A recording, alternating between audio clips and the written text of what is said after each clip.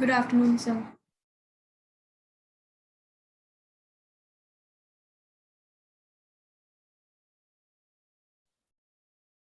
Good afternoon, sir. Good afternoon, sir.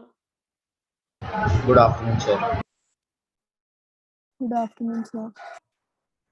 Afternoon.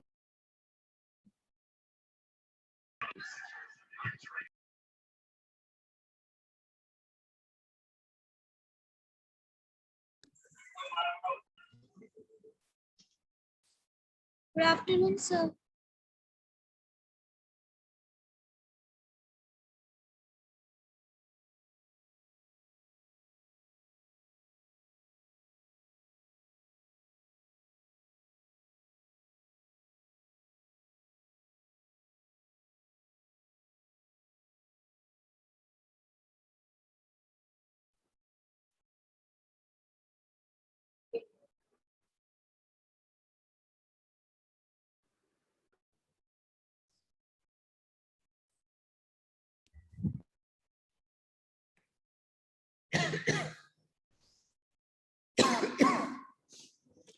हाँ जी बच्चों, good afternoon everyone.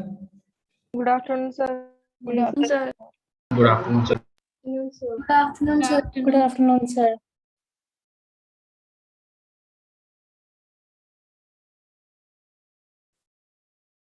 Cameras on करो फटाफट सब।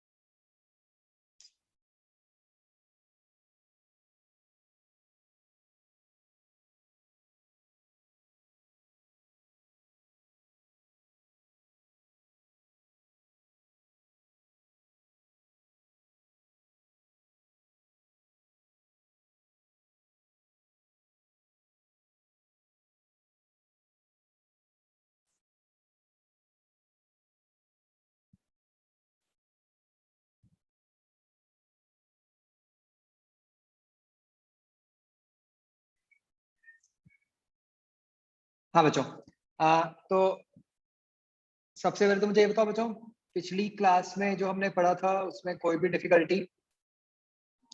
No, sir. No, sir. Sir. सबको क्लियर है सारा कुछ? जैसे वो लास्ट एग्जांपल था वो थोड़ा सा लंबा था, वो Yes, सबको sir. सारे Yes, sir. Yes, sir. Yes, sir. Okay. कोई भी किसी भी स्टेप में डाउट है please ask. No, sir. Sir, homework questions में doubt Excuse है. me, हाँ sir. हाँ हाँ, उस पे मैं आ रहा Yes, हूँ। sir. पहले जो क्लास में किया है उसमें अगर कोई भी डाउट है तो मुझे बताओ। ओके चलो, होमवर्क वाले देखते हैं।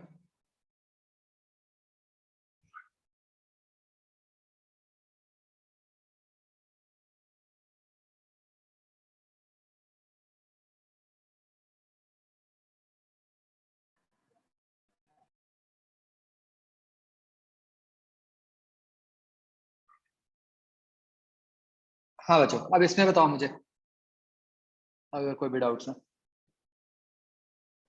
Sir, question number one. Third. Question third. Question third, sir. Okay पहले एक्सरसाइज 0 में पूछो, ठीक है, फिर एक्सरसाइज 1 में करेंगे। Question 1. ओके, जैसे फर्स्ट क्वेश्चन देखें हम, अगर इसमें कहा है कि पार्टिकल ओरिजिन से स्टार्ट कर रहे हैं, goes along the x axis to the point 20,0, तो मतलब वो जैसे वो जो मैंने बोला था, आपको याद होगा, फिगर बनाना है, right, and then returns along the same line to the point -20,0.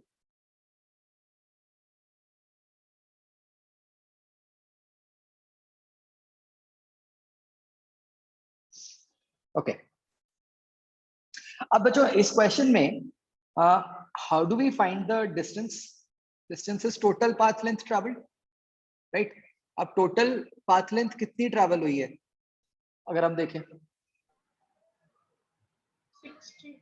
मैंने जान के ना दो अलग अलग कलर से दिखाई है ताकि बिल्कुल कंफ्यूजन ना हो कि पहले वो 60 20 meters. आगे गया है और फिर वो 60 40 meter. Distance is 60 meter.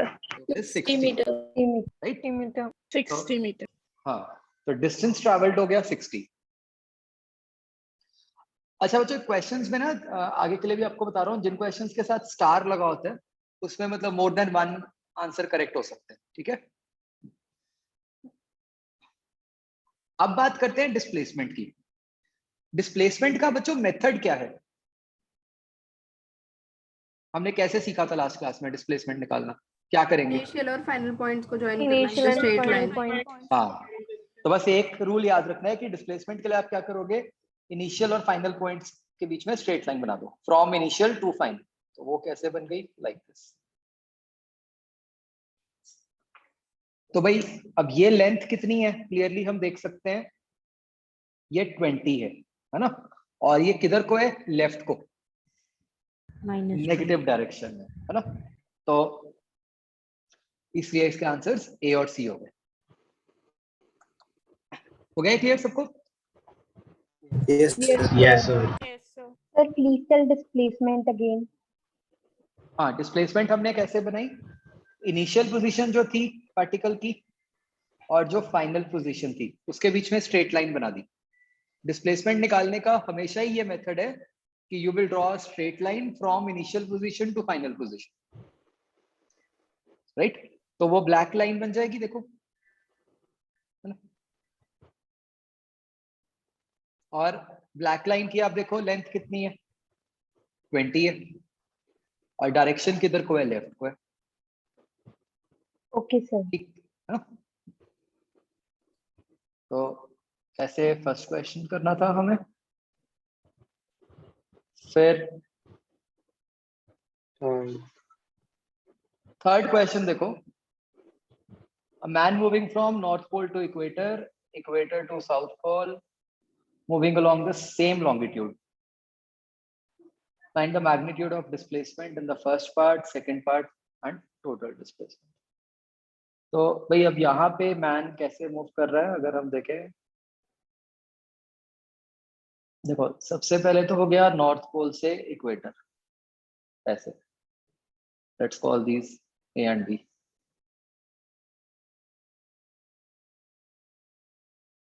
फिर हमें कहा है इक्वेटर से गया वो south pole, let's call this b to c. तो अब हमें कहा है कि magnitude of Excuse me, sir. Displacement, yes, sir ये सीधा ही नहीं हो सकती, मतलब ये हमें कैसे पता चलेगा कि ये कर्व्ड आ रही है और सीधी नहीं? नहीं मतलब लिखा है ना कि, मतलब जैसे सर A to C वाली डायरेक्शन में भी तो हो सकता है कि नहीं लिखा है ना along the same longitude. Longitude कैसे होते हैं? ज्योग्राफी से याद करो, वो तो ऐसे अर्थ की सरफेस के अलोंग होते हैं ना। Yes sir. सबको पता है ना ये लॉन्गिट्यूड्स के बारे में। Yes, sir. Yes, sir. Yes, sir. तो अब ये हम देख लेते हैं ऑप्शंस में। बेसिकली बच्चों ऑप्शंस देख के हमें ये पता चल रहा है कि जो हमें आंसर निकालना है आर की टर्म्स में निकालना है, वेयर आर क्या होगा? Obviously r radius of earth होगा, है ना। तो अब अगर हम ए से बी डिस्प्लेसमेंट की बात करें तो वो कौन सी है? ये वाली। ये कैसे निकलेगी? पाइथागोरस √2। बी टू सी कैसे निकलेगी, ये वाली डिस्प्लेसमेंट, अगेन ये पाइथागोरस से r√2। इसमें कोई डाउट बच्चों? No, sir. No, sir. No, sir. No, sir. Okay और फिर पूछा है टोटल डिस्प्लेसमेंट। टोटल डिस्प्लेसमेंट मतलब ए से सी,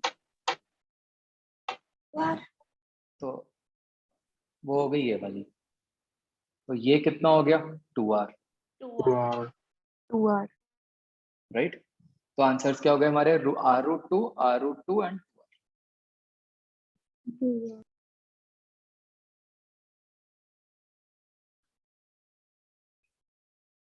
बताओ बच्चों इसमें कोई भी डिफिकल्टी, हो गया clear? Yes. Yes, Yes, sir. sir. जैसे जब Yes, नहीं sir. हुआ था आपका तो क्या डाउट आ रहा था? चलो स्ट्रेट ले लिया था जैसे A to C वाली डायरेक्शन में। यस अच्छा। स्ट्रेट लाइन ले ली थी। हमें पता था कि कर्व। ठीक है ठीक है। Excuse me, sir. Yes Sir, question 6 भी करा दो। हाँ हाँ हम्म।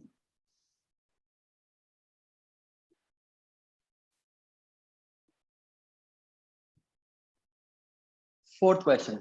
A body covers 1/4 part of a circular path. तो कोई एक सर्कुलर पाथ है। अगेन बच्चों आप देख रहे हो मेरे सारे क्वेश्चंस में मैंने जो आपको रूल बताया था, मैं सारे क्वेश्चंस में फिगर बनाता हूँ पहले, है ना? तो उससे ही स्टार्ट करना है हमें हमेशा। तो सर्कुलर पाथ उसका 1/4 पार्ट ये बॉडी ने कवर किया। तो हमें पूछा है ratio of distance and displacement. तो भाई डिस्टेंस क्या हो गया, ये वाला ए से बी आर्क लेंथ, और डिस्प्लेसमेंट क्या हो गई, ये वाली, करेक्ट, स्ट्रेट लाइन पाथ। तो अब क्वेश्चन में उन्होंने खुद ही क्लियरली लिख दिया 1/4 पार्ट ऑफ अ सर्कल, है ना? तो अगर 1/4 पार्ट ऑफ अ सर्कल है तो डिस्टेंस कितना हो गया बच्चों, 1/4 pi r 2 pi r. 2 pi r। और डिस्प्लेसमेंट क्या हो गई, पाइथागोरस √2r R2. r√2। तो अब ये जो रेशियो है वो क्या बन गई, अगर हम देखें Pi by 2√2. Pi r/2 upon r√2। तो ये r कट गया, तो ये पाई अपॉन 2।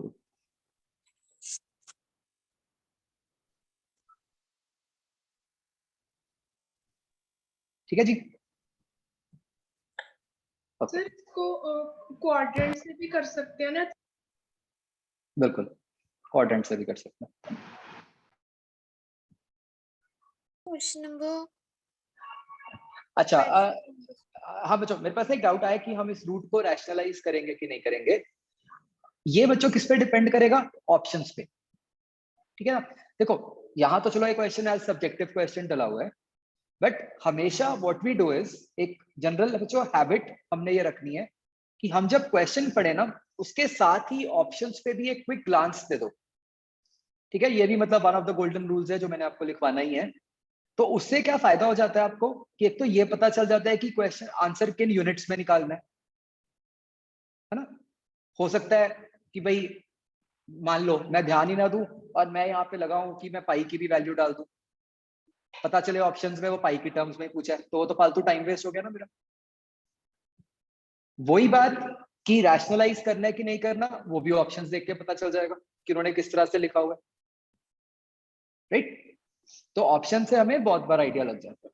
तो इसमें एज सच कोई स्टैंडर्ड रूल नहीं है कि हमें कैसे एक्सप्रेस करना है। बहुत सारे वेज हो सकते थे, हो सकता है कि हम पाई को 22/7 पुट करके लिख देते, हो सकता है पाई की फॉर्म में लिख देते, हो सकता है रैशनलाइज कर देते। All are correct, everything will depend upon कि ऑप्शंस में कैसे दिया हो। ठीक है बच्चों, मैं ना आपको एक और बहुत इंपॉर्टेंट बात बताता हूँ बच्चों। सब्जेक्टिव में आप जैसे मर्जी लिख दो, कोई फर्क नहीं पड़ता।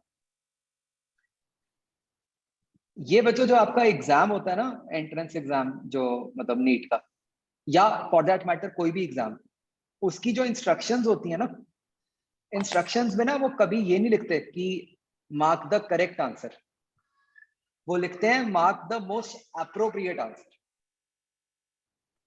फर्क है ना इन दो चीजों में? Yes, sir. क्या फर्क है बताओ? Sir, mark the correct There answer. may be two or more answers correct. नहीं, अब करेक्ट में तो क्या हो सकता है, वही बात कि आपको कि हाँ जी Approximate. मैथ्स में हमने सीखा है कि रैशनलाइज करके लिखना होता है या कुछ भी ऐसा, है ना?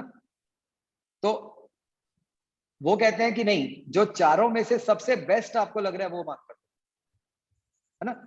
तो always keep this in mind कि you have to mark the most appropriate answer which may not be the exactly correct answer.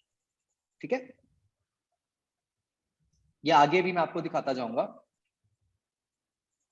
We will observe this. ठीक है, बाकी सब्जेक्टिव है, मान लो स्कूल में है तो आप जैसे मर्जी लिख दो, कोई फर्क नहीं पड़ता, सारे ठीक है। Okay, fifth question, 50 meters due north,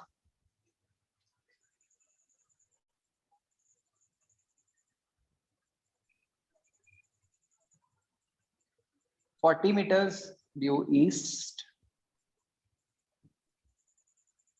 20 meters due south। सबको ये पता ही है नॉर्थ साउथ ईस्ट वेस्ट क्या होता है ना? Yes, sir. तो ये फिगर बन गया। अब डिस्टेंस कितना हो गया?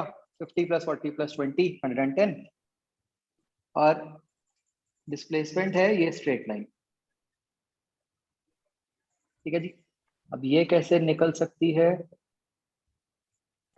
ये देखो 40 है, ये 30 है, तो पाइथागोरस से ये 50 हो गया। Excuse me, sir. सर इसमें ऑप्शन सी में नॉर्थ ईस्ट भी दे रखा है, पर नॉर्थ ईस्ट एग्जैक्ट 45 डिग्री पे नहीं होता। बिल्कुल बिल्कुल, मैं यही देख रहा था, एंड वेरी गुड अगर आपने ये चीज समझी। बच्चों, आइडियली हम इसमें ये नॉर्थ ईस्ट वाली ऑप्शन मार्क नहीं कर सकते, बताओ क्यों? नॉर्थ ईस्ट का जो एंगल होता है वो 45 डिग्री होता है। ठीक है, तो इस क्वेश्चन का जो आंसर है वो सिर्फ ए आएगा, सी नहीं आएगा। पीछे दिया हुआ है सी, Yes, sir. तो ये ठीक करो, सिर्फ ए आएगा। सर इसमें पता कैसे चलता है कौन सी डायरेक्शन होगी? देखो, जैसे नॉर्थ ईस्ट का क्या मतलब है? नॉर्थ और ईस्ट के बिल्कुल बीच वाली डायरेक्शन। ऐसे, ठीक है, जिसमें कि नॉर्थ और ईस्ट के बीच में एग्जैक्ट 45 डिग्री बन रहा है। यहाँ पे जो एंगल है वो 45, आप कह रहे हो कि ये पता कैसे चलेगा कि 45 बन रहा है कि नहीं बन रहा? सर मतलब कोई भी डायरेक्शन बतानी हो तो कैसे बतानी है? हाँ देखो, अगर तो एग्जैक्ट एंगल, चलो सबसे पहले तो हम ये समझते हैं कि यहाँ पे हम एंगल कैसे निकालते हैं। बताओ ये एंगल कैसे निकलता? Trigonometry. If it Trigonometry. have been a diagonal, then that angle will be 45 degree. तो ये तो यहाँ पे तो सीधा तरीका है, हम एंगल कैसे निकालते हैं? tan theta. tan theta is 30/40, which we can see is 3/4, so which is definitely not equal to 1, right? So this angle is not 45। हमें नहीं पता क्या एंगल है, हमें ये तो पक्का पता चल गया कि 45 है। समझ गए बच्चों? तो which means कि हमारा आंसर नॉर्थ ईस्ट नहीं आएगा। ठीक है, अब क्वेश्चन आता है कि सर फिर ऐसे केस में हम डायरेक्शन बताते कैसे, है ना? वो हम आगे जाके सीखेंगे, अभी उसके लिए लेट्स वेट। अभी हमें सिर्फ ये पता होना चाहिए कि ये नॉर्थ ईस्ट नहीं है, नॉर्थ ईस्ट, नॉर्थ वेस्ट, ऐसी कोई भी डायरेक्शंस होने के लिए एंगल एग्जैक्ट 45 होना जरूरी। Excuse me, sir. Yes, Sir, how do we decide that the figure to be made will be 3D or 2D? That will depend कि आपको कैसी डिस्प्लेसमेंट्स दी हुई हैं। जैसे इस केस में सारा नॉर्थ साउथ ईस्ट वेस्ट है, तो सारा कुछ एक ही प्लेन में है। ठीक है, अब जैसे हमने क्लास में किया था क्वेश्चन कि अगर उसमें कुछ वर्टिकली अपवर्ड जैसा अलग आ जाता, फिर हमें फिगर 3D में लेके जाना पड़ता। Okay sir. जैसे जैसे यहाँ पर भी आई थिंक ये जो जैसे 6th क्वेश्चन है, तो यस सर। ये 3D में जाएगा। हाँ बच्चों, ये बहुत इंपॉर्टेंट है। 5th सबको समझ आ गया? Yes Yes, sir. Yes, sir. Yes, sir. Yes, sir.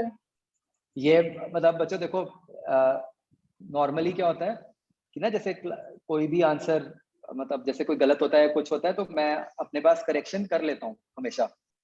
तो आज तक मुझे किसी ने इस क्वेश्चन में कभी डाउट पूछा ही नहीं।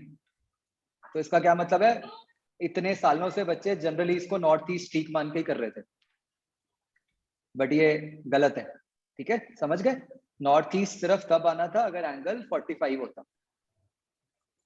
नॉर्थ ईस्ट का मतलब ये नहीं होता कि सोचने में ऐसा लगता है कि नॉर्थ ईस्ट का मतलब है ये नॉर्थ और ईस्ट के बीच में कुछ भी आ जाए हम उसको नॉर्थ ईस्ट ही सोच लेते हैं। नहीं, नॉर्थ ईस्ट का मतलब होता है exactly between north and east, मतलब 45 डिग्री है। ठीक है, फिर से मैं एक बार बता रहा हूं क्यों हमने सी आंसर मार्क नहीं किया। क्योंकि सी में जो नंबर दिया हुआ है वो तो ठीक दिया है, लेकिन जो डायरेक्शन दी हुई है वो नॉर्थ ईस्ट लिखी हुई है। नॉर्थ ईस्ट सिर्फ तब आनी थी अगर हमारा एंगल 45 होता, और हमने ट्रिग्नोमेट्री से ये देख लिया कि हमारा जो एंगल है वो 45 नहीं। Is this thing clear? Yes, sir. Yes, sir.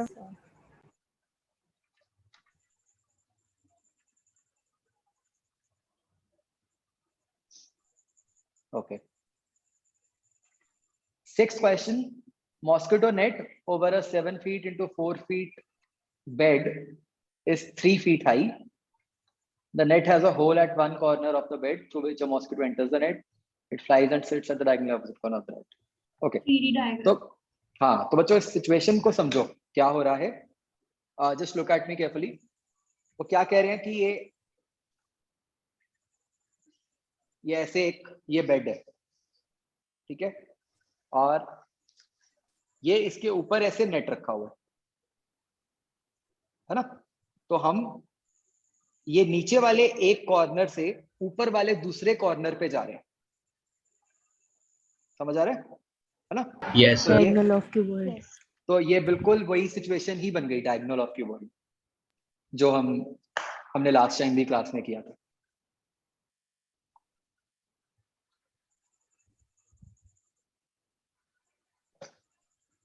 तो देखो, अब आपको बच्चों आई थिंक एक फर्स्ट आइडिया तो ये लग गया होगा क्यों मैंने गोल्डन रूल लिखवाया था कि फिगर बनाओ, है ना। बिना फिगर के तो आपको पता ही नहीं चलेगा कि सिचुएशन क्या है, 2D है, 3D है, क्या है। Yes, sir. हाँ, और ये सिर्फ इस चैप्टर में नहीं, आप आगे भी देखोगे, मतलब हर चैप्टर में आपको ये मतलब देखने को मिलेगा।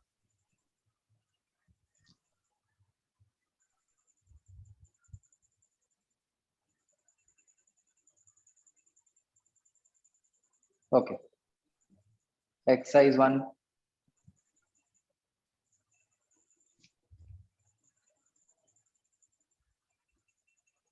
ए पार्ट बताओ बच्चों। Scalar quantity.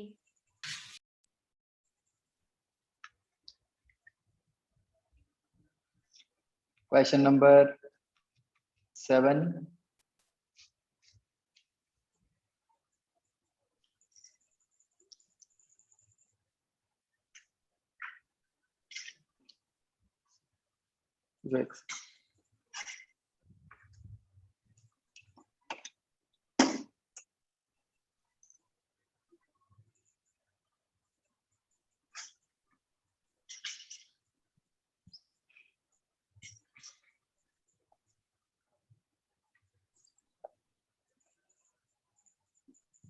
बच्चों एक सेकंड, वो स्विच ऑन हो रहा है। क्वेश्चन नंबर 7 में वैसे ये लिखा हुआ था कि वो राउंड ट्रिप कर रहे हैं, है ना। तो वो 6 मीटर आगे जा रहे हैं और फिर 6 मीटर पीछे आ रहा है, कुछ ऐसे दिया हुआ था। सर दिया होता कि वो 6 किलोमीटर ट्रैवल करके स्टार्टिंग पोजीशन पे ही आ जाता है। अच्छा, और पूछा गया है डिस्टेंस या डिस्प्लेसमेंट? डिस्टेंस। डिस्टेंस।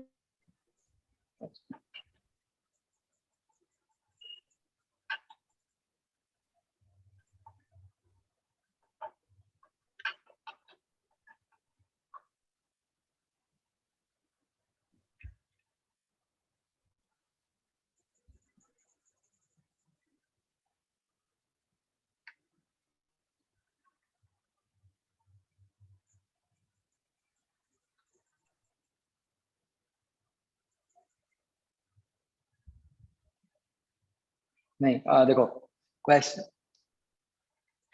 सबको दिख रहा है बच्चों मेरा स्क्रीन? हाँ Yes, देखो sir. क्या लिखा है क्वेश्चन में? लिखा है round trip person travel 6 kilometre on one side and arrives back to starting point. तो वो भाई ये कैसी सिचुएशन हुई?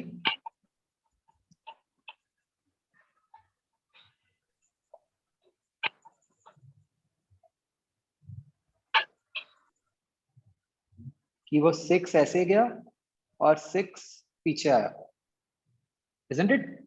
तो डिस्टेंस ट्रैवल क्या हो गया? 12 किलोमीटर। लीजा गुप्ता बताओ डिस्प्लेसमेंट क्या हुई? 0। ओके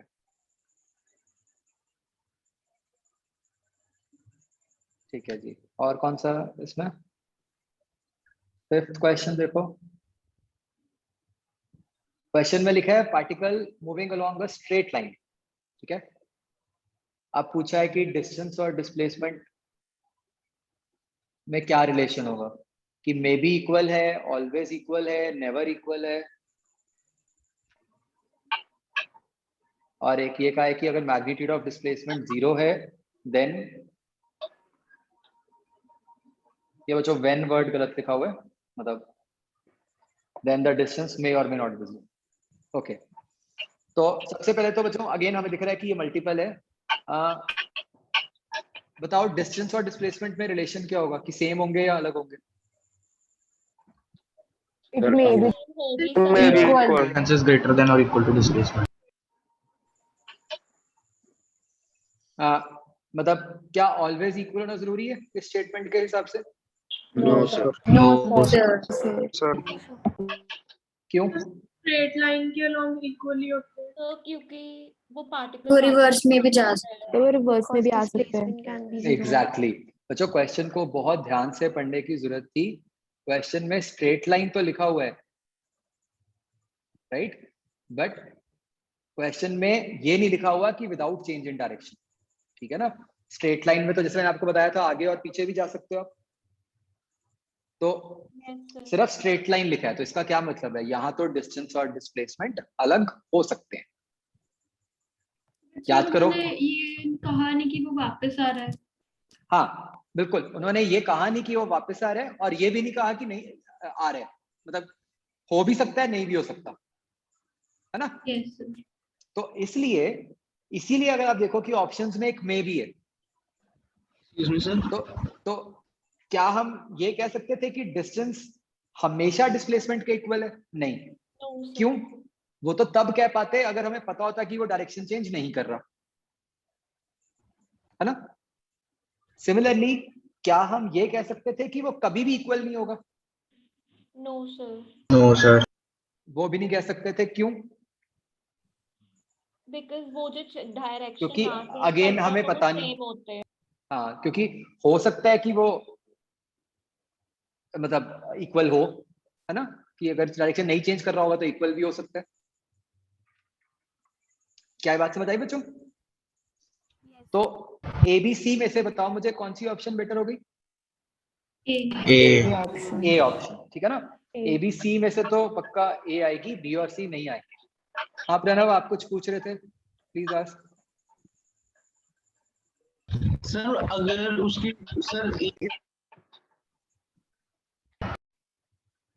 क्या सुनाई नहीं दिया? Please ask again.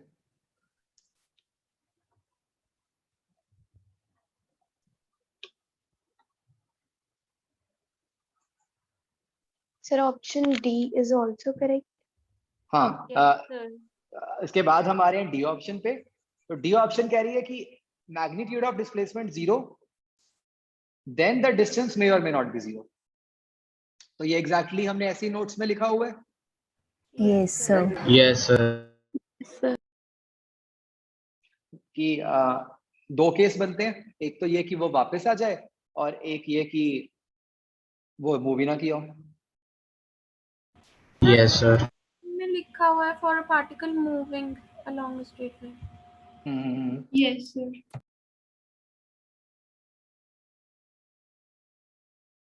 So distance moving particle का तो कभी 0 नहीं हो सकता।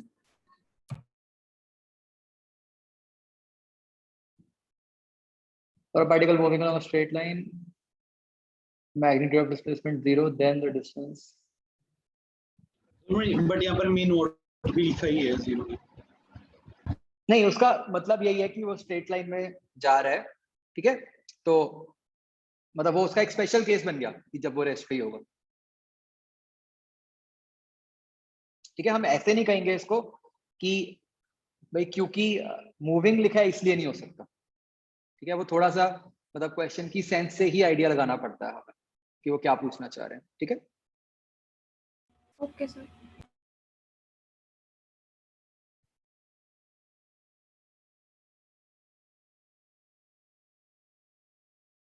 थर्ड क्वेश्चन वही सेम ही हो गया जो फिफ्थ का डी पार्ट है कि अगर डिस्प्लेसमेंट 0 है तो हम डिस्टेंस के बारे में क्या कह सकते हैं कि डिस्टेंस मे और may not May or may not be. May or may not be 0. तो ये आ जाएगा, है ना। आगे बच्चों,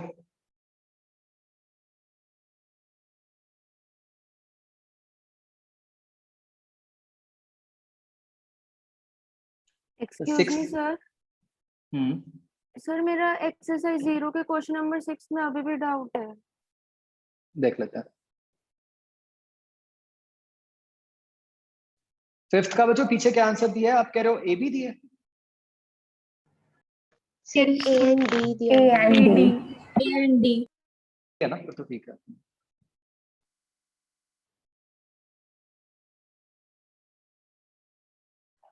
सिक्सटीन्थ क्वेश्चन जो है बच्चों वो बिल्कुल सेम वही वाला है जो हमने क्लास में किया था। यहाँ Yes, पे sir. देखो क्या क्या हुआ है, Yes. Pole of 12 metre height. तो ये Yes. वाली ये जो 12 वाला जो है ये वर्टिकली अपवर्ड वाला केस है, ठीक है।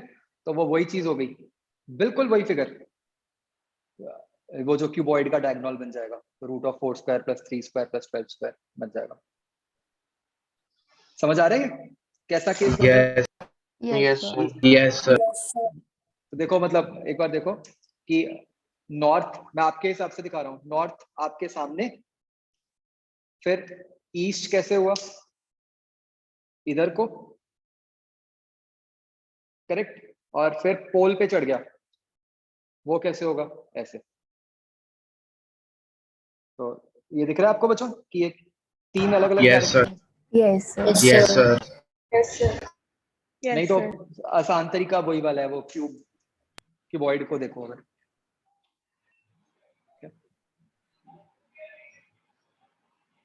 15th question, circle of radius r, आपको कहा है after 1.5 revolutions distance and displacement. तो 1.5 revolutions, ये सर्कल है 1.5 revolutions मतलब एक पूरा और फिर अगला आधा। तो भाई डिस्टेंस कितना कवर हो गया, 1.5 into 2 pi r, 3 pi. 3 pi r. Yes. और डिस्प्लेसमेंट 3 pi निकालने r. का तरीका तो फिर भी वही है कि आप 2r. इनिशियल और फाइनल के बीच में 2r. सेगमेंट बना, तो वो 2r ही आ गया, ठीक है जी। तो डिस्टेंस 3 pi r होगा और डिस्प्लेसमेंट 2r होगी, इसलिए आंसर बी आ गया। Let on. Yes, sir. Yes, sir. Yes, sir.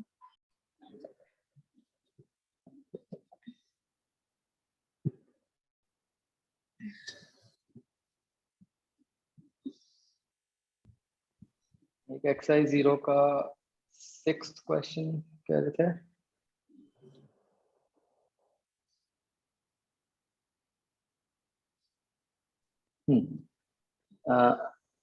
ये देखो, ये मैं इसी से समझा देता हूँ आपको।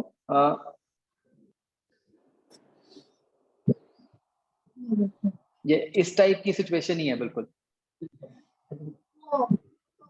तो मतलब जो बिल्कुल यही फिगर इमेजिन करो, बस इसमें ये जो बेस है ये बेड बन गया जिसकी डायमेंशन 7 और 3 हो गई, और ये जो ऊपर है, मॉस्किटो नेट, पता है क्यों बोला है? आपको ख्याल है मॉस्किटो नेट कैसे होता है कि बेड के चारों तरफ से ऐसे आ जाता है? Yes, sir. Yes, sir. है ना? सिर्फ छत तो नहीं होती ना नेट की, वो तो चारों तरफ से आता है, तभी Yes. मच्छर नहीं आएगा अंदर। तो अगर आप सोचो कि एक बेस है और उसको हम ऐसे हर तरफ से बंद कर दें और छत से भी बंद कर दें, तो वो एक क्यूबॉइड ही बन जाएगा। Yes, sir. हाँ? तो वो उन्होंने इनडायरेक्टली आपको ये कहा है कि एक क्यूबॉइड बन गया। ठीक है, तो जहाँ पे बेड जो है वो 7/3 का हुआ है और जो उसकी हाइट है 7 into 4 ऐसा 4 का, 7/4 है, ओके, और हाइट 3 है। Yes, but sir. Hole mosquito net के ऊपर वाले सरफेस पे होगा या फिर सर लेटरल साइड्स पे ही? देखते हैं क्या लिखा है उन्होंने।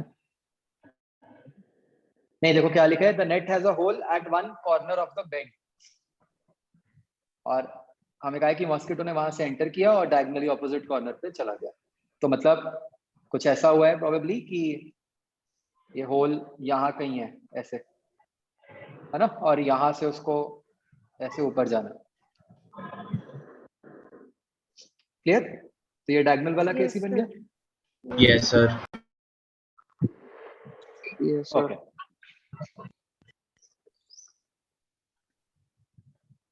ओके, बड़े आगे बच्चों। Yes, sir. Yes, sir. Okay, तो बिफोर प्रोसीडिंग बच्चों, पहले एक रूल लिखो जो हमने आज सीखा है, अपना गोल्डन रूल, कि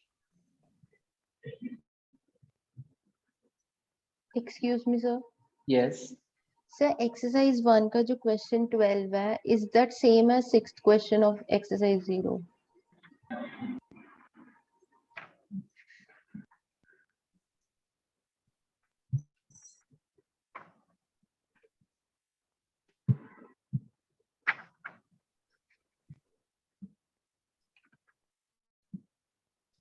नो, ये उससे आसान है। यहाँ पे जो एंट है वो फ्लोर पे ही मूव कर रहा है, वो ऊपर तो जा ही नहीं रहा। Okay, sir.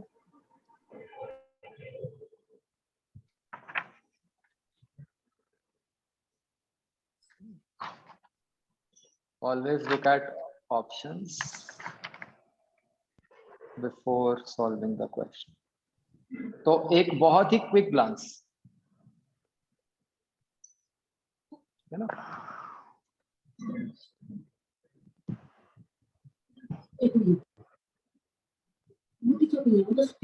हुनी पिन्ना बहन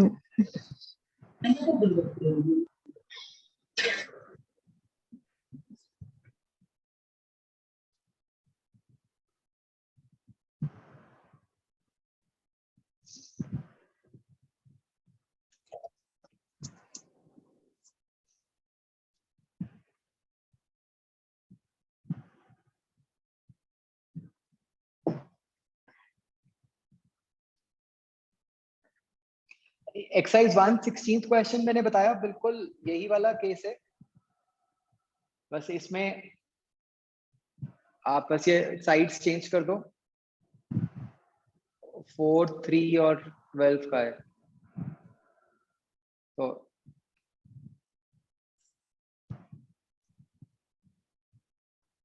देखो यही वाला जो ऊपर वाला फिगर है 4, यहाँ 5 की जगह आप सोचो 3 है, और जहाँ 3 है वहां उसकी जगह सोचो 12 है।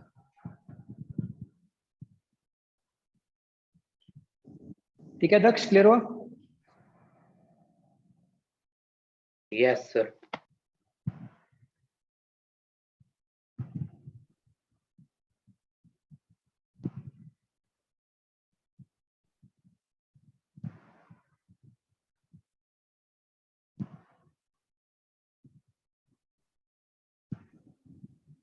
ओके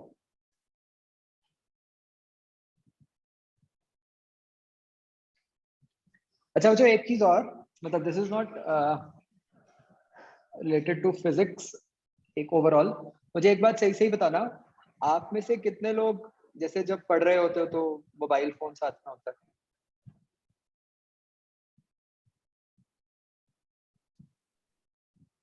ऑनेस्टली बताना। सर मॉड्यूल तो मोबाइल में ही है।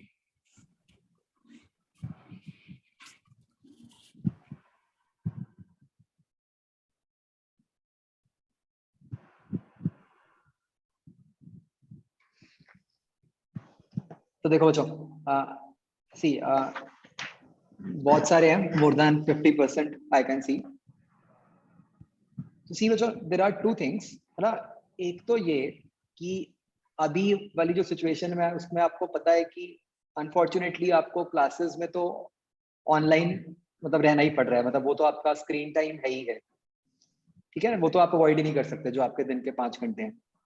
लेकिन एटलीस्ट जो उसके बाद का टाइम है आप वो तो अवॉइड कर सकते हो ना, कि वो आपका कम से कम टाइम ऐसा होना चाहिए जिसमें कि आपका मतलब स्क्रीन टाइम हो, और अगर वो हो भी ना तो मतलब वो ये होना चाहिए कि आपका जो स्क्रीन टाइम है that should be only for your fun activities. मतलब मैं कह रहा हूं कि 5 आवर्स आपका स्क्रीन टाइम हुआ ड्यू टू लेक्चर्स, वो तो रहेगा ही रहेगा, ठीक है। आई डोंट माइंड अगर आप दिन में 2 घंटे भी वैसे स्क्रीन टाइम चला रहे हो, चाहे आप गेम खेल रहे हो, चाहे आप कोई वीडियो देख रहे हो, कुछ भी करो, नो प्रॉब्लम, ठीक है। बट ये टाइम जो है, अब ये स्टडी टाइम नहीं है, मतलब don't include this in study time. Problem ये होती है हमारे साथ कि भाई हम काम कर रहे हैं, साथ में हमने मोबाइल भी रखा हुआ है, फिर हमने इन बिटवीन उसमें, what is the issue with mobile, कि कहीं ना कहीं डिस्ट्रैक्शन होती रहती है बार बार, कि कोई मैसेज आ गया, कोई कुछ हो गया, तो आपकी कंसंट्रेशन ही नहीं बनती उसमें, राइट। तो व्हाट आई वांट इज कि भाई चलो ये भी समझ आता है कि जो अभी वाला टाइम है इसमें एनीवेज और कुछ तो हमारे पास रिक्रिएशन के लिए है ही नहीं, तो चलो हम जो कर रहे हैं मोबाइल पे कर लें, मैं वो भी मान लिया था। बट ये 7 आवर्स के बियॉन्ड और कोई टाइम नहीं होना चाहिए जब आप स्क्रीन पे हो, मतलब जब आप सेल्फ स्टडी कर रहे हो बच्चों, वो आपकी सेल्फ स्टडी जो है वो सारी की सारी ऑफलाइन होनी चाहिए, ठीक है। तो जैसे आप मतलब एक आध दिन में आपको मॉड्यूल्स इंस्टीट्यूट में अवेलेबल ही होंगे, आप वहां से कलेक्ट कर सकते हो। जो इनिशियल वाला है, जो अभी आपको होमवर्क मिल रहा है, वो तो आप जब मर्जी कलेक्ट कर सकते हो, आपको मिल ही सकता है। नहीं तो चाहे मतलब अगर आ नहीं सकते तो चाहे प्रिंट आउट निकाल लो या कुछ कर लो, but as far as possible please try कि ये वाला जो आपका टाइम है वो ऑफलाइन निकले, ठीक है। और जब आप पढ़ रहे हो तब आप सिर्फ पढ़ रहे होने चाहिए, तब ये नहीं कि साथ में टीवी चल रहा है, साथ में मोबाइल चल रहा है, साथ में आपका छोटा बहन भाई है जो खेल रहा है, वो नहीं। पढ़ने का टाइम का मतलब है एक सेपरेट रूम में आप पढ़ रहे हो, ठीक है। ये हमने एक हैबिट बच्चों डालनी है पक्का से, ठीक है। Promise everyone? Yes, sir. Yes, sir. Yes, sir. Yes, sir. Yes, sir. Okay Yes, sir. बच्चों एक और बहुत इंपॉर्टेंट चीज ये कि जैसे हम हमेशा ऐसा होगा कि डिस्कशन साथ के साथ किया करेंगे जो भी होमवर्क मिलता है, ठीक है। आपके लिए ये बहुत जरूरी है कि जो भी आपके डाउट्स थे, ठीक है, सबके सारे डाउट्स नहीं होंगे, बट जिसके भी जितने भी 3, 5, 7 डाउट्स थे, आपने उनको घर जाके दोबारा, मतलब घर पे तो हुई, घर जाना तो नहीं है, मतलब दोबारा सॉल्व करना है आफ्टर द क्लास, ठीक है। हमारी टेंडेंसी क्या होती है, हमें लगता है कि हमने एक बार होमवर्क किया था, उसमें ये क्वेश्चन नहीं आए, ये डाउट थे, अब वो सर से पूछ लिए, चलो ठीक है काम हो गया। नहीं, अभी नहीं हुआ। अभी तो आपने मेरी प्रैक्टिस करवाई है उन क्वेश्चंस की, आपकी नहीं हुई। मैंने तो आपको एक फास्ट वे में फटाफट करके बता दिया कि हाँ जी वो कैसे होगा। अगर आपने एक्चुअली उस क्वेश्चन को करना सीखना है वो तब होगा अगर आप घर जाके उस क्वेश्चन को दोबारा, समझ आया? Yes, sir. तो जो भी आपका डाउट हो प्लीज इंश्योर कि आपने उसको, जब भी कोई डिस्कशन होती है, कि आपने उसको जाके पक्का से रिवाइज कर, ठीक है? ओके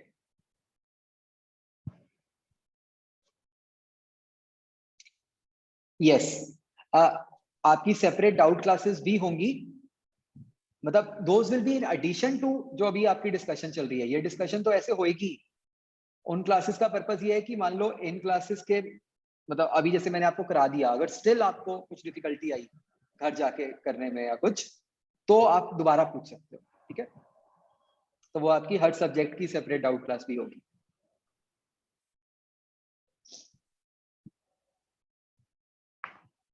ओके चलो आगे बढ़ते हैं बच्चों। तो नेक्स्ट लास्ट टाइम हमने सीखा था कि जैसे जब एक पार्टिकल मूव करता है तो हम उसकी डिस्टेंस और डिस्प्लेसमेंट बता सकते हैं। डिस्टेंस से पता चलता है कि टोटल पाथ लेंथ, डिस्प्लेसमेंट से पता चलता है कि शॉर्टेस्ट पाथ, ठीक है? और बार बार बच्चों डिस्प्लेसमेंट में एक बात ये याद रखनी है कि डिस्प्लेसमेंट के अंदर डायरेक्शन इन्वॉल्व होती है, राइट? Yes sir. नेक्स्ट बच्चों हम इंटरेस्टेड हैं एक क्वांटिटी में जो कि हमें ये बताएगी कि भाई वो जो डिस्टेंस या डिस्प्लेसमेंट है वो कितनी स्लो या फिर कितनी फास्ट हो रहे हैं, ठीक है? ठीक है, मान लो एक बॉडी ने 10 किलोमीटर ट्रैवल किया, बट हो सकता है कि एक बॉडी ने 10 किलोमीटर बहुत जल्दी कर लिया हो, 2 मिनट में कर लिया हो सकता है एक बॉडी को ट्रैवल करने में 1 घंटा लग जाए, तो दोनों की मोशन में कुछ तो डिफरेंस रहा होगा। Yes sir. तो ये वाले डिफरेंस को समझने के लिए हम टर्म बनाते हैं जिसको हम बहुत कॉमनली यूज करते हैं, जिसको हम बोलते हैं स्पीड, ठीक है? तो स्पीड हमें ये बताती है कि ये जो डिस्टेंस है वो कितने टाइम में कवर हो रहा है, ठीक है? तो स्पीड की बच्चों डेफिनेशन बन जाती है rate of change of distance with time.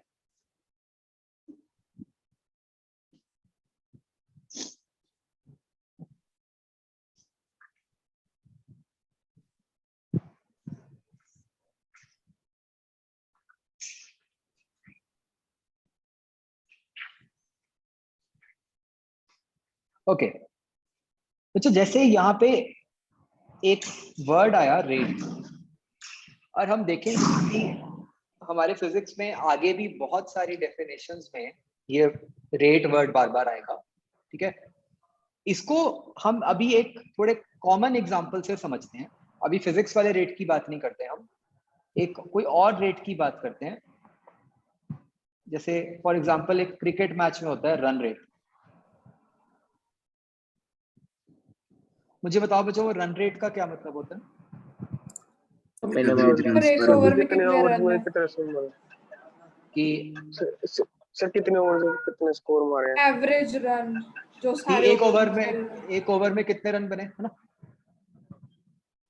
अब बच्चों ये जो रन रेट है, जस्ट इमेजिन लेट अस से कि एक 20 ओवर्स का मैच हुआ। अब 20 ओवर्स में किसी टीम ने लेट से 120 का स्कोर किया, ठीक है? तो बताओ उसका रन रेट क्या हुआ? 6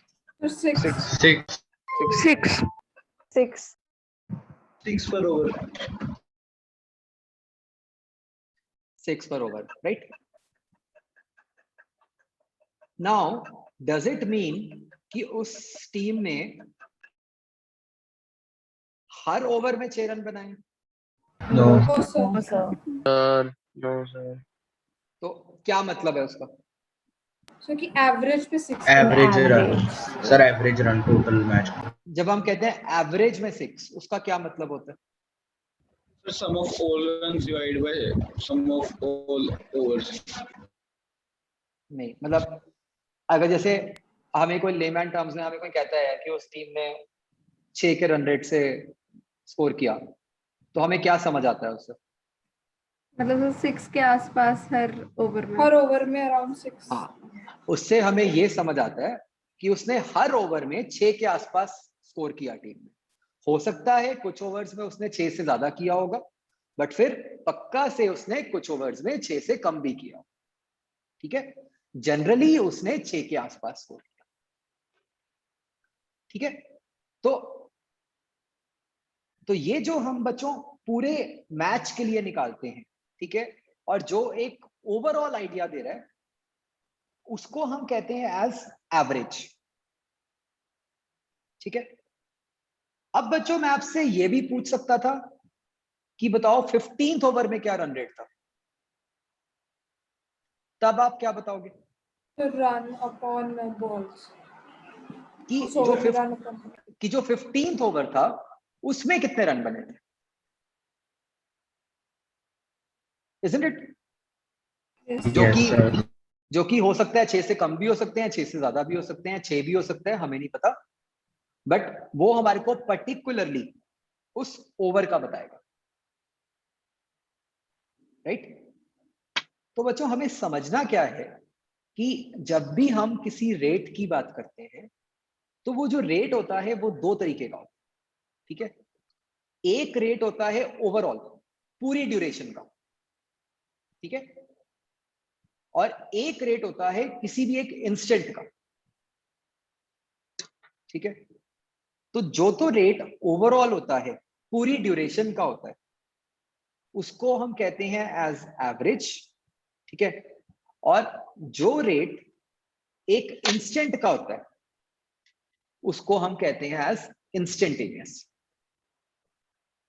ठीक है बच्चों, ये ध्यान से मेरी बात समझना, ये मैं कोई स्पीड के लिए नहीं बोल रहा पर्टिकुलरली, मैं ये कह रहा हूं कि ये हर रेट के लिए होता है कि एक रेट होता है पूरी ड्यूरेशन का जिसको हम एवरेज कहते हैं, और एक रेट होता है एक इंस्टेंट का, ठीक है, जिसको हम इंस्टेंटेनियस कहते हैं। क्या ये बात समझ आई बच्चों? यस ठीक है, सर। इसका अगर मैं एक और एग्जांपल लूं कि जैसे अगर मैं आपसे पूछूं कि भाई आप एक दिन में कितने घंटे पढ़ते हो, ठीक है, तो ऑब्वियसली कभी ऐसा नहीं होगा कि आप एग्जैक्टली हर दिन में सेम घंटे ही पढ़ते होगे, थोड़ा बहुत तो चेंज होता ही रहता है। Yes sir. तो अब आप ये मुझे कैसे बताओगे? भैया दो तरीके हैं आपके पास, एक तो ये है कि आप मुझे बताओगे सर फर्स्ट को 6 घंटे थे, सेकंड को 4 घंटे थे, थर्ड को 9 घंटे थे, फोर्थ को 6 घंटे थे, फिर मैं क्या कहूंगा? एवरेज बताओ। यार इतना तो नहीं समझ आ रहा है, ऐसे तो मुझे कैसे पता रहेगा, एवरेज बताओ कितना पढ़ते हो। ठीक है ना, तो ये होता है एवरेज कि जो मैं ओवरऑल के लिए पूछ रहा हूं। करेक्ट? फिर हो सकता है कि मान लो कोई एक दिन ऐसा था जब आपको मैंने कहा था कि बड़ा इंपॉर्टेंट है ये काम आज के आज ही खत्म करना है, ठीक है, तो मैं अगले दिन आपको पूछता हूं कि बताओ कल कितने घंटे पढ़े थे। तो अब मैं पर्टिकुलरली सिर्फ कल का पूछ रहा हूं, है ना, अब मैं ओवरऑल नहीं पूछ रहा, तो वो कैसा रेट हो गया? ठीक है ना, तो हमेशा जो रेट होता है वो दो तरीके का होता है, एक होता है एवरेज और एक होता है इंस्टेंटेनियस। क्लियर? एवरेज हमेशा एक बड़ी ड्यूरेशन के लिए होता है और जो इंस्टेंटेनियस होता है वो हमेशा एक इंस्टेंट के लिए होता है। Is this thing clear to everyone? Yes, sir. Yes sir. Yes sir. Yes, sir. Okay. Yes, sir. Okay. तो ये एक चीज बच्चों नोट करो, ये लिखो कि every rate is of two types, one is average and one is instantaneous.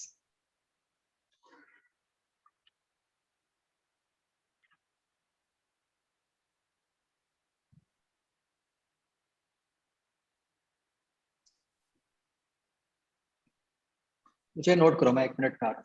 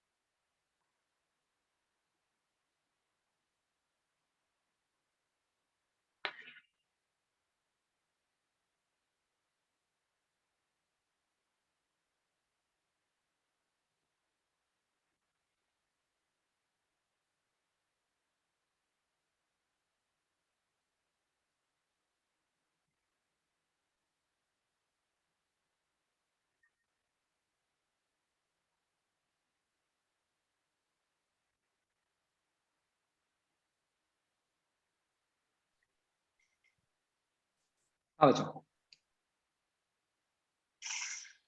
लिख लिया सबने? Yes. Yes, sir. Yes, sir. ठीक है। Yes sir. और इसमें बच्चों कभी अगर फिर भी कंफ्यूजन हो जाए कि भाई जो पूछा है रेट वो कौन सा पूछा है, एवरेज या इंस्टेंटेनियस, तो उसका सिंपल तरीका क्या है, जो मैंने देखो ब्रैकेट में लिखा हुआ है, जो इंस्टेंटेनियस होता है ना हमेशा, वो हमेशा ऐसे पूछा जाएगा कि at t equal to something, मतलब एक पर्टिकुलर टाइम पे पूछा जाएगा, जैसे मैंने आपको बताया।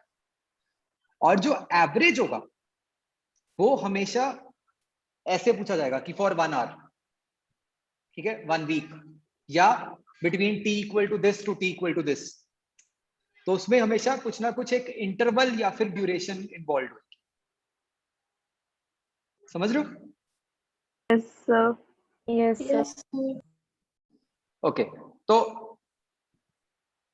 तो जैसे कि मतलब हमने कहा कि हर रेट के लिए ऐसा है, तो स्पीड के लिए भी ऐसा है कि दो तरीके की स्पीड होती है, एक एवरेज स्पीड और एक इंस्टेंटेनियस स्पीड। ठीक है, तो बताओ जो मतलब जो कार में हमारे को दिखाई देती है कार चलाते हुए, वो कौन सी स्पीड होती है, एवरेज या इंस्टेंटेनियस? Instantaneous. Instantaneous. इंस्टेंटेनियस है ना, वो तो हर इंस्टेंट की होती है, अभी मतलब वो चेंज होती रहती है। ठीक है, तो एग्जाम्पल लेते हैं एक और बच्चों, उससे बिल्कुल ये बात क्लियर हो जाएगी। Let us say I am driving from here to, let say Chandigarh. मान लो मुझे 1 घंटा लगा। ठीक है, अब मैं किसी को कह रहा हूं कि यार जब मैं पहुंच गया कि भाई मैंने 60 की स्पीड से चलाया पहुंचने के बाद, तो ये मैं कौन सी स्पीड बता रहा हूँ, एवरेज या इंस्टेंटेनियस? Average. Average. है ना, क्यों? It is for a long.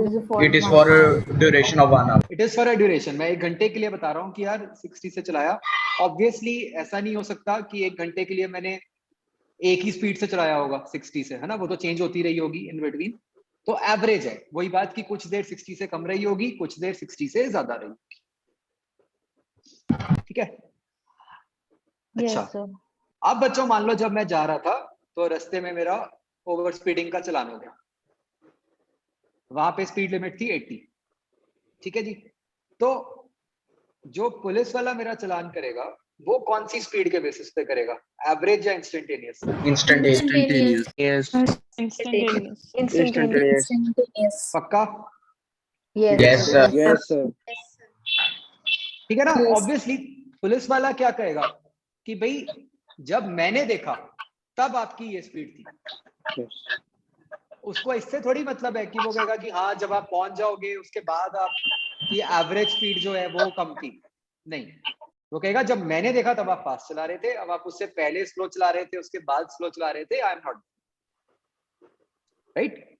तो जब हम किसी इंस्टेंट पे जब हम देखते हैं तब जो स्पीड है वो इंस्टेंटेनियस है, जो एक पूरी ड्यूरेशन के लिए होती है वो होती है एवरेज। ठीक है बच्चों, तो प्लीज रिमेंबर कि हर रेट हमेशा दो टाइप का होता है, एवरेज एंड इंस्टेंटेनियस। ठीक है जी, तो सेम चीज स्पीड के लिए भी है कि स्पीड भी दो टाइप की होगी, एक को हम एवरेज स्पीड कहते हैं और एक को हम इंस्टेंटेनियस स्पीड कहते हैं। ओके, अब बच्चों स्पीड के यूनिट्स क्या होंगे? Meter per second. Per second. Metre per Kilometer. Second. Metre per second, Meter per Per second. second. Per kilometre second. Per hour, kilometre per second. Kilometre per, Kilometer per hour. Kilometre per hour generally. अच्छा, इन दोनों में relation क्या होता है? 5. 5/18. 5/18। क्या 5/18? ऐसे नहीं याद रखना कभी, फिर हमेशा गलती होती है। That's पूरा the रिलेशन याद रखो। meter per second to kilometer per hour multiply with 5/18. 1 kilometer by hour 18/5 sir. is ऐसे So multiplied 2 kilometer per hour to meter per second 18/5. कि 1 kilometre per hour is equal to 5/18. 5/18 metre. यहीं पे इसको उल्टा भी लिख सकते थे कि 1 metre per second is equal to 18/5 kilometre per hour, right.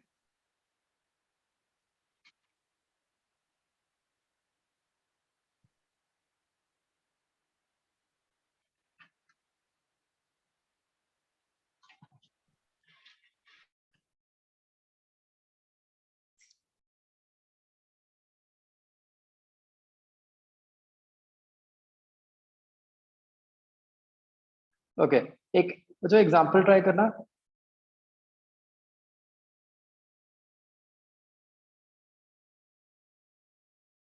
Let's say A is moving at 1 kilometer per hour. B is moving at 1 meter per second. Which is faster? 1 meter per second. B. A. B. कर रहे हो गलती इसमें भी, हाँ?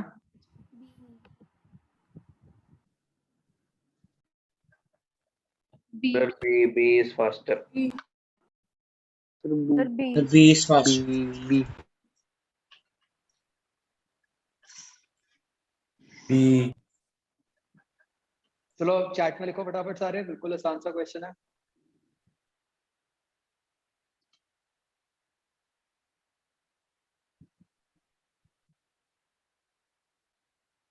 Okay, very good. So of course B is faster, है ना, क्योंकि 1 मीटर पर second is 18/5 kilometre per our. तो A की स्पीड 1 किलोमीटर पर आवर हुई, B की 18/5 किलोमीटर पर आवर हुई, तो ऑब्वियसली B की ज्यादा। ओके, अब बताओ बच्चों, स्पीड जो है वो स्केलर क्वांटिटी होनी चाहिए या वेक्टर क्वांटिटी होनी चाहिए? Scalar.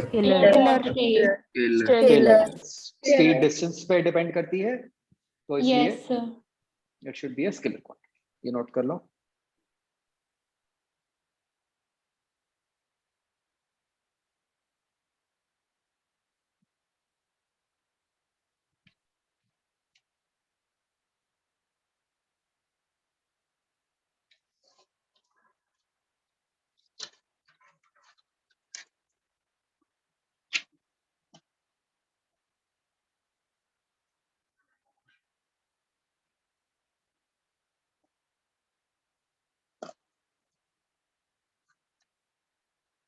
ओके, तो अब बच्चों इसका फॉर्मूला क्या है देखें। अभी तक तो हमने सिर्फ समझा है कि ये क्या होता है, हमें ये भी समझ आ गया कि ये 2 टाइप की होती है। तो एवरेज स्पीड का बच्चों क्या फॉर्मूला होता है? Total distance by total time. distance per total time. Total distance upon total time. ठीक है, तो बच्चों आप एक बात याद रखो कि जैसे आप 9th में तो ऐसे ही याद रखते थे ना, speed is distance upon time, वो तो याद ही नहीं रखना। आपने हमेशा ऐसे बोलना है कि average speed is total distance upon total time. ठीक है, ताकि कभी गलती ही ना हो।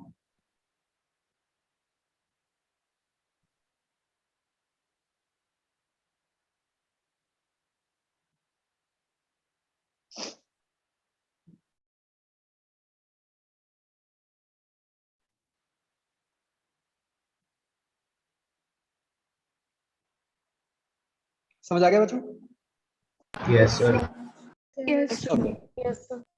ओके, तो अब बच्चों जो दूसरी स्पीड होती है जिसको हम इंस्टेंटेनियस स्पीड कहते हैं, ठीक है, उसका फॉर्मूला बच्चों अभी तक आपने कभी नहीं किया। ठीक है, वो एक ऑल टुगेदर डिफरेंट फॉर्मूला होता है। ठीक है, ये अभी सिर्फ फॉर्मूला लिखना है, अभी इसको ना तो हम यूज करेंगे और ना हमें ये समझ आएगा कि क्या है, बस लिखना है कि ये फॉर्मूला है क्या। अभी इसको लिख लो बस कि दिस इज ds/dt, और इसके साथ ये भी लिख लो कि टू बी अंडरस्टूड लेटर।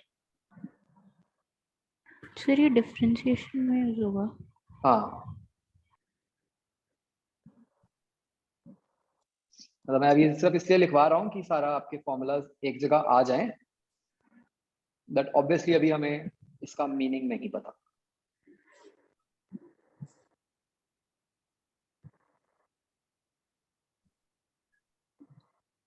ठीक है, डोंट वरी अबाउट दिस, ये क्या है क्यों है।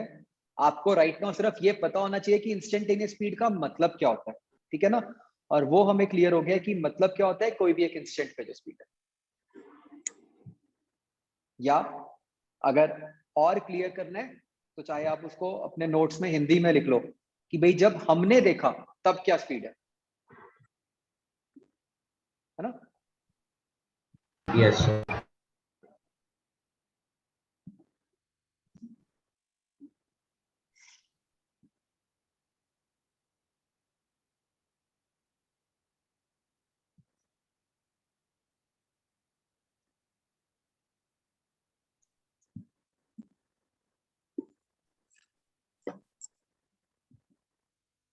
Excuse me, sir.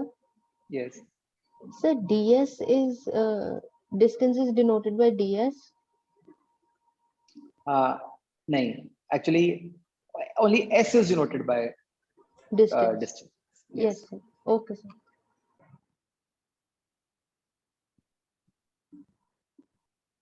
ओके, चलो ये एग्जांपल ट्राई करो बच्चों।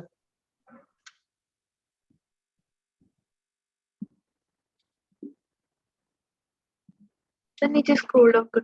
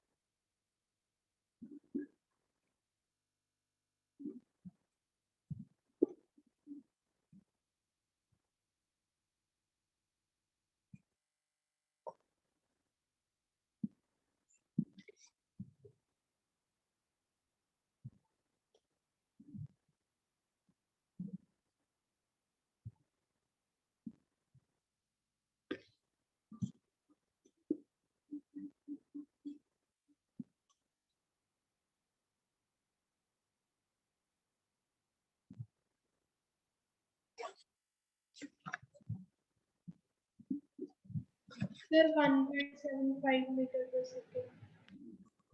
Yes, sir. Yes, sir.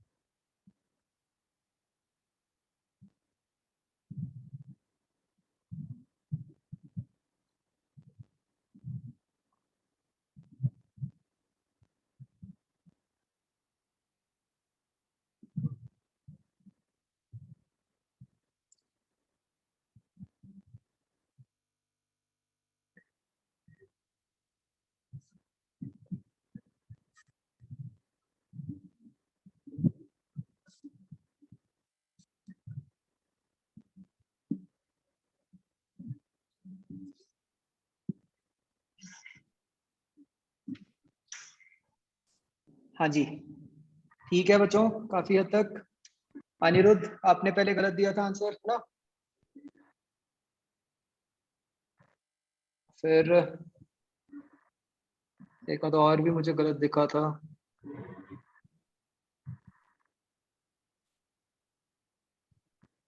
निश्चय ने गलत दिया था पहले, और अक्षिता गोयल, समर्थ,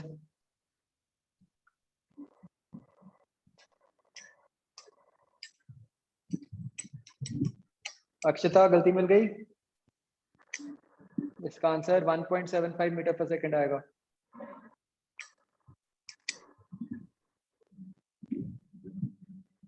ठीक है, क्या करना था, वेरी सिंपल भाई, टोटल डिस्टेंस कितना ट्रैवल हो रहा है, यहाँ डायरेक्शन से तो फर्क ही नहीं पड़ रहा, टोटल डिस्टेंस कितना ट्रैवल हो रहा है, 14 meters. 14 मीटर। कितना टाइम लगा, 8 seconds. 8 seconds.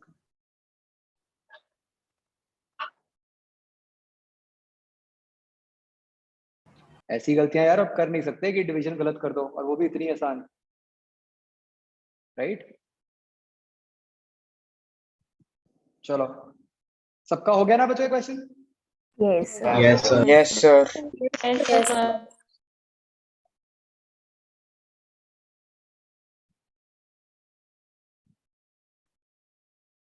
एक सेकंड।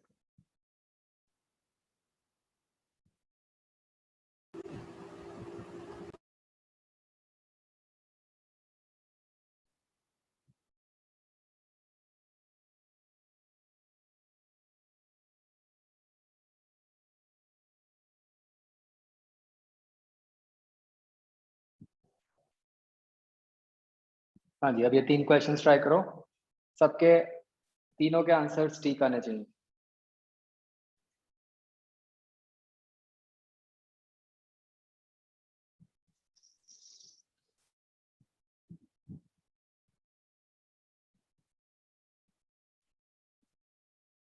अच्छा बच्चों, एक आप सारे सब्जेक्ट्स में नोट्स बना रहे हो ना साथ साथ? Yes, sir. Yes, sir. Yes, sir. ठीक है।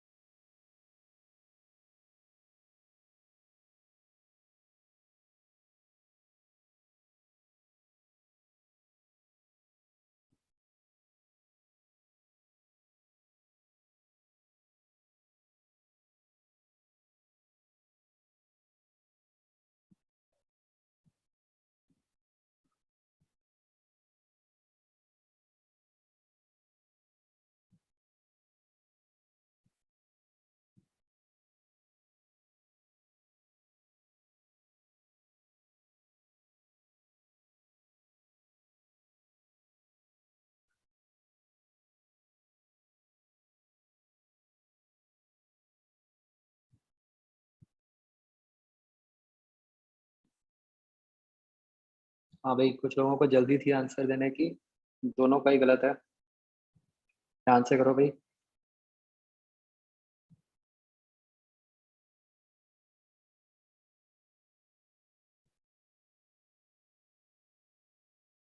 Excuse me sir.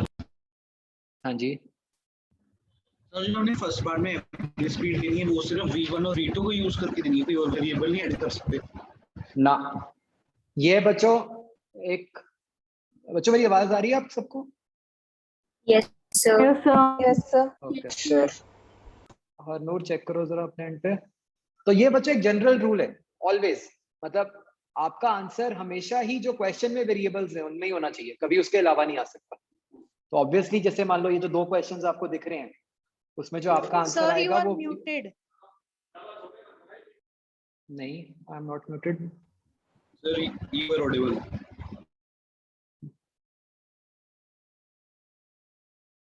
तो मतलब ये जो 2 क्वेश्चंस हैं, इसका आंसर V1 और V2 की टर्म्स में ही आएगा, ठीक है, और कोई वेरिएबल नहीं हो सकता।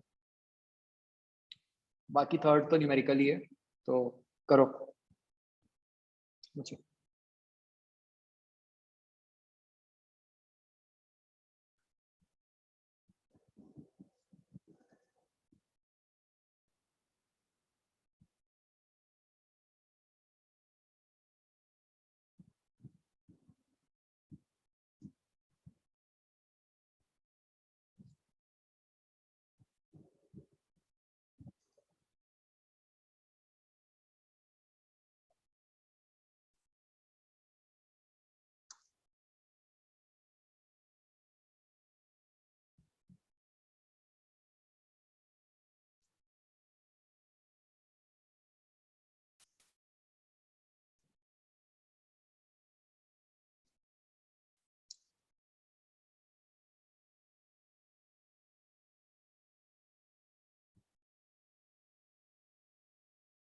बच्चों इकट्ठे भेजना तीनों के आंसर।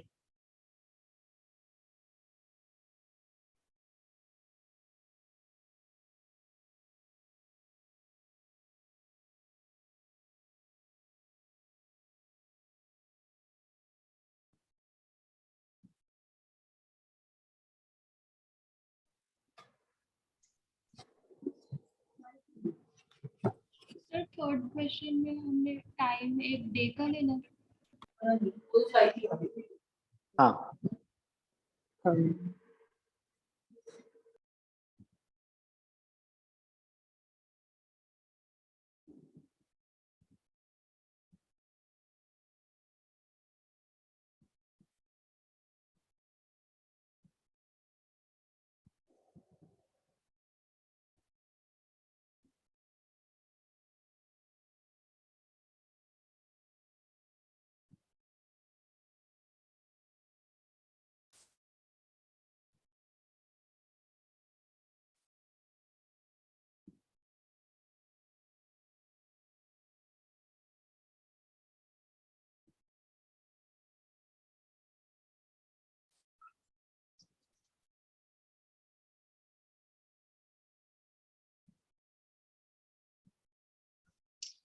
निश्चय भाई आप सुनते ही नहीं हो, मैंने क्या बोला था।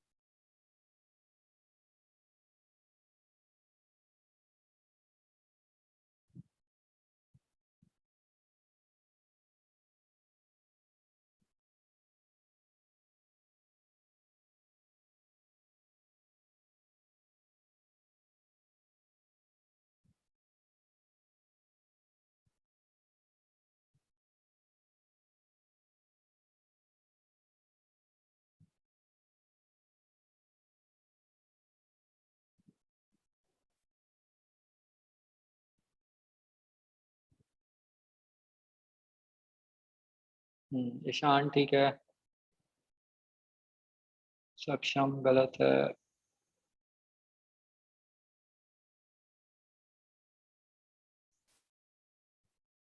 हरनूर ठीक है,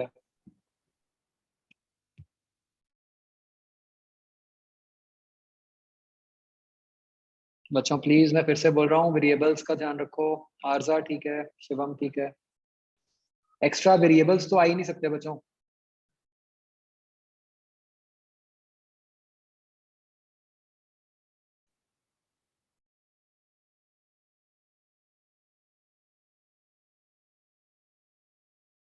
नहीं आपको सिर्फ स्फीयर की सरकमफ्रेंस तो पता होगी ना बच्चों आईसीएसई में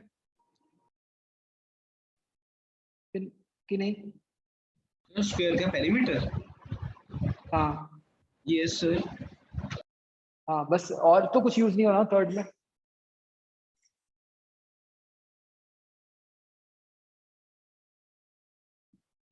श्रिया ठीक है, मनराज ठीक है, गुड। सर स्फीयर की नहीं पता मुझे, स्क्वायर कह रहे हो सर, स्फीयर की नहीं है।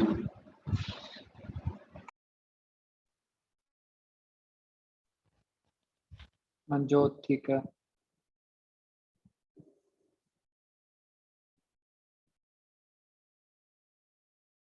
इसमें मतलब मेरे ख्याल से थर्ड कर सकते हो आप, कुछ भी ऐसा नहीं है जो आपने नहीं किया हुआ।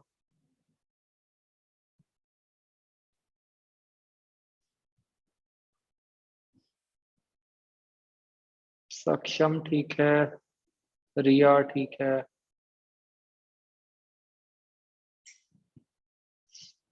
विद्योत्मा एक आंसर में गड़बड़ है,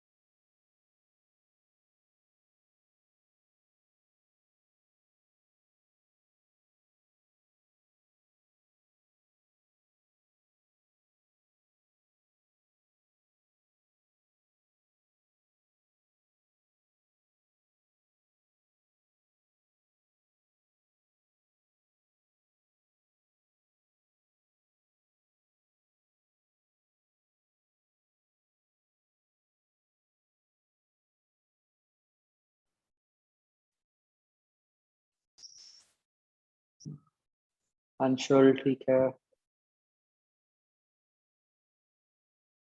निश्चय ठीक है, विद्योत्मा आप ठीक है,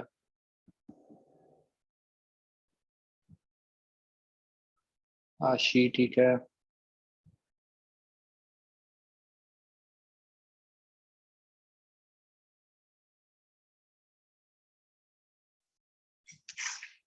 करवा दूं बच्चों, सबने कर लिया ट्राई। Yes sir.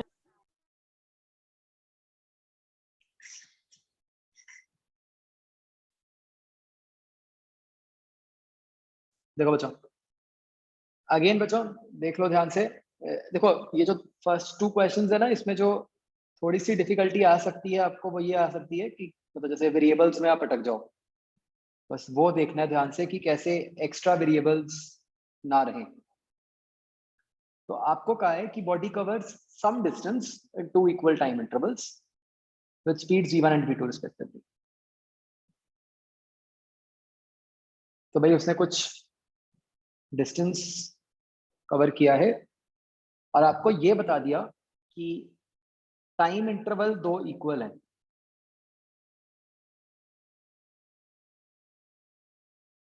तो चलिए मेरा तरीका देखना ध्यान से, हम ये आगे भी ऐसे बहुत यूज करेंगे कि जब भी हमने ऐसे कुछ टाइम दिखाना हो ना किसी चीज का, तो हम ऐसे दिखा देते हैं कि भाई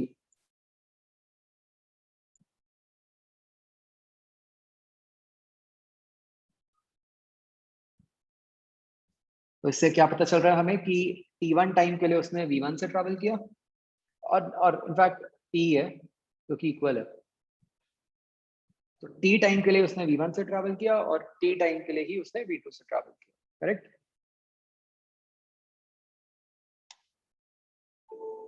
तो जी तो जो बच्चों डिस्टेंस, हाँ जी सर हमें 2 स्पीड गिवन है, हम डायरेक्टली ऐसे नहीं लिख सकते v1 + v2/2 ना, इसीलिए ये क्वेश्चन दिया मैंने, क्योंकि ऐसे तो जो अगला क्वेश्चन है उसमें भी 2 स्पीड्स गिवन है ना।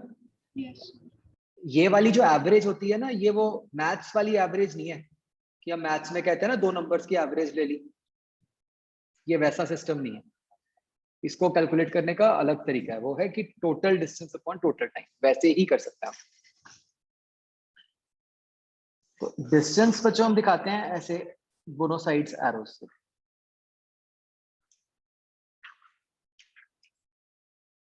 ठीक है, तो बच्चों देखो हमने सेम ड्यूरेशन में ये टाइम भी दिखाना है और डिस्टेंस भी दिखाना है। तो आप देखो कि मैंने टाइम को ऐसे वो ब्रैकेट से दिखाया है और डिस्टेंस को एरो से। तो जो डिस्टेंस हो गया आप देख सकते हो कि स्पीड v1 है और टाइम t है, तो पहले वाला डिस्टेंस हो गया v1t, दूसरे वाला डिस्टेंस हो गया v2t। सबको ये फिगर क्लियर हो रहा है बच्चों? Yes sir. यस ठीक है, देखो आपने चाहे जिस मर्जी मेथड से किया हो, आपको ऐसे फिगर बनाना आना चाहिए क्योंकि ये बहुत यूज होगा। ठीक है, तो अब average speed is total distance upon total time. Total distance कितना हो गया? v1t plus v2t upon total time क्या हो गया? 2। तो ये बन गया v1 प्लस v2। ठीक है, तो आप देख रहे हो कि कैसे जो एक्स्ट्रा वेरिएबल था t वो कट गया। Yes sir. ओके अच्छा बच्चों, एक बार जैसे मैंने ऊपर फिगर बनाया बिल्कुल ऐसे ही आप मुझे यहाँ फिगर बना के दिखाओ कि कैसे बनाओगे। चाहे आपका ठीक था चाहे गलत था, ये बना के दिखाओ फिगर।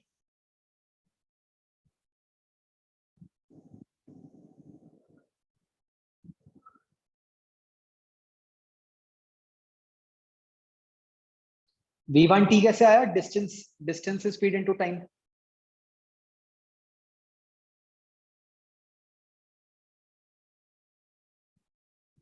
ठीक है लीजा, क्लियर हुआ? Yes sir.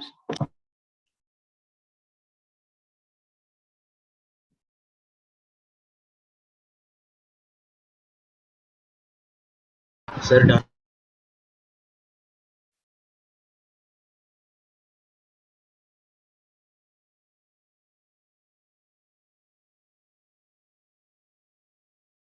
तो अब यहाँ पे हम क्या कहेंगे कि भाई आपको कहा है कि डिस्टेंस के 2 हाफ्स हैं, है ना। तो टोटल डिस्टेंस आप कुछ d मान लो, तो उसके 2 हाफ्स क्या हो गए? d/2 d/2, जिसमें स्पीड्स क्या है?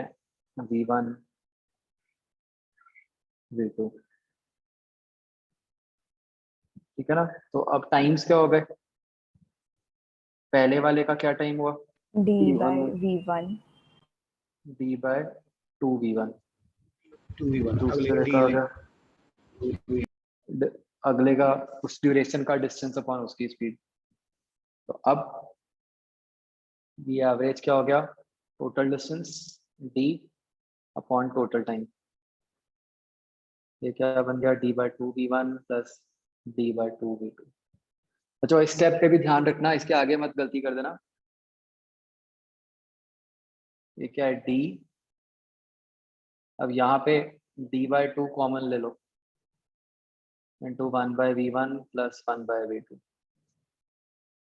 तो आपका d कट गया,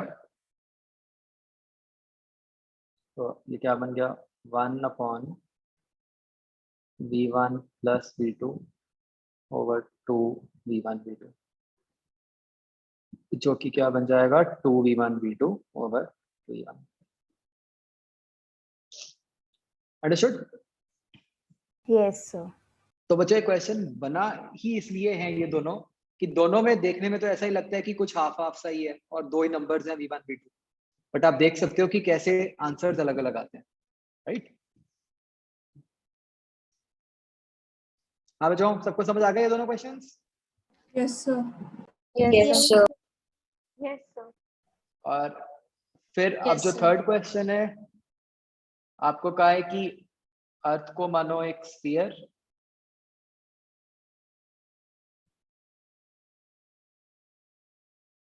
तो